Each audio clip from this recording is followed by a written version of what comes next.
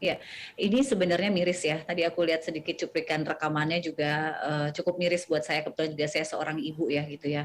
Karena secara normalnya itu kan seorang ibu itu tidak akan menyakiti anaknya ya. Kalau kita berbicara kondisi normal ya, justru ibu akan melindungi anak-anaknya. Bahkan kita tahu nggak sedikit gitu ibu yang berkorban demi anak-anaknya gitu.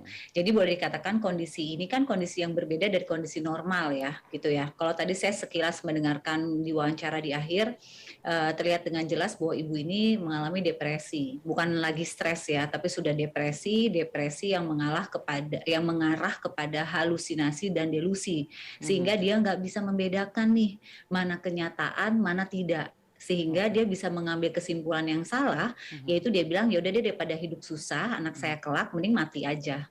Nah ini yang menyebabkan akhirnya timbullah kenapa ibu ini bisa membunuh dan menyakiti anak-anaknya yang lain. Jadi ini pangkal mulanya dari depresi. Dan sebenarnya dari tadi wawancara yang terakhir didengar, itu banyak sekali clue-clue yang menyebabkan dia depresi. Karena ini pasti akumulasi. Ini akumulasi. Ya, Mbak Intan, apa sebenarnya yang menjadi pemicu orang bisa mengalami depresi ini? Apakah juga depresi ini hanya faktor utama, bisa jadi faktor utama, atau ada faktor lain juga yang mendukung, mendorong orang bisa depresi sehingga melakukan tindakan-tindakan fatal, bahkan melakukan pembunuhan?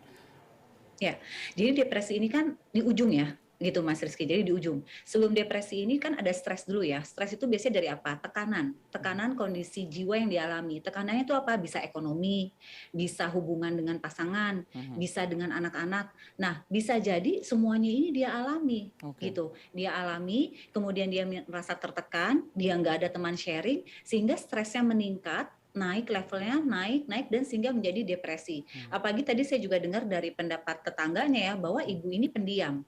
Apalagi orang pendiam Mas, orang pendiam biasanya kan cenderung menekan apa yang dia rasakan, ya kan? Nah pada saat dia tidak bercerita keluar, pada saat dia tidak mendapatkan teman ngobrol yang memang bisa membuat dia sedikit lega walaupun tidak selesai masalahnya ya, ketika dia terdiam dan hanya mengendap, justru itu akan menjadi pertanyaan-pertanyaan dan jawaban-jawaban yang salah.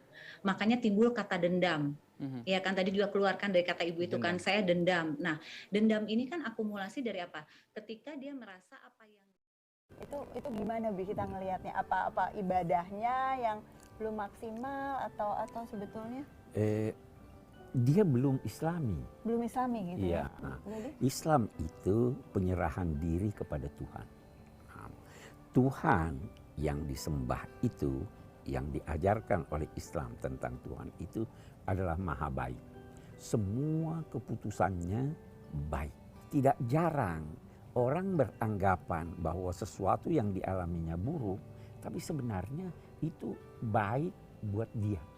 Nah, ini teman ini, anak kita ini, itu sebenarnya memang dia sudah sholat, dia sudah puasa, dia sudah ini, tetapi dia belum lagi merasakan kedekatan kepada Tuhan, kedekatan yang menjadikan jiwanya menerima dan yakin bahwa dia ini baik sama saya, keluhan saya dia terima dan lain-lain sebagainya. Jadi ritualnya dijalankan, ibadahnya dijalankan, tapi sebetulnya esensi tentang fungsi ibadah itu, esensi tentang keislaman itu mungkin belum utuh ya, gitu ya. belum utuh, sehingga dia selalu terbayang bahwa saya celaka, saya rugi, saya ini.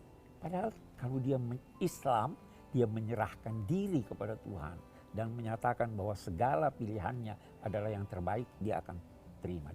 Dan sebetulnya satu lagi kalau kita bicara tentang orang depresi itu biasanya selain ketakutan atau kekhawatiran yang juga sering kali muncul tuh merasa tidak ada harapan sih. Nah, padahal sebetulnya semakin kita dekat kepada Tuhan, semakin kita beribadah, sebetulnya harapan itu tumbuh terus ya. Jadi bukan cuma pasrah dan berserah diri, tapi sebetulnya jadi penuh harapan gitu ya, penuh harapan bahwa ada kekuatan yang lebih besar yang menolong dan sebagainya. Dan kekuatan itu maha baik, maha kasih. Jadi bukan kekuatan yang akan menghukum atau menyalahkan dan menyulitkan hidup, tapi justru yang menjadi sumber bantuan gitu ya untuk kehidupan kita.